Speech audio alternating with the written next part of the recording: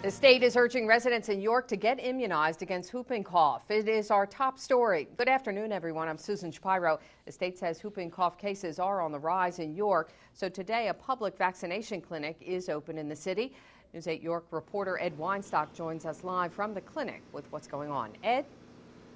Good afternoon, Susan. The York City Health Bureau has been administering the whooping cough vaccine since about 8:30 this morning.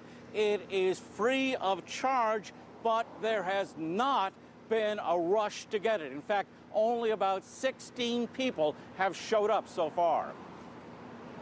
The whooping cough vaccine, or pertussis vaccine, is required for children entering school, but over time we've been told it wears off, and health officials are urging most adults and adolescents to get booster shots. According to the Health Bureau, some cases of the disease have turned up locally.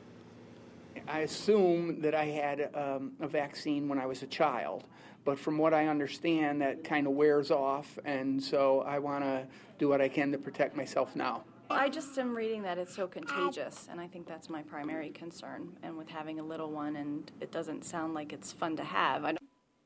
Health officials say babies are at highest risk for getting the disease. Now, the booster shot also contains a vaccine for tetanus and diphtheria. For the rest of today, Susan, you can get your shot here at the York City Health Bureau without making an appointment.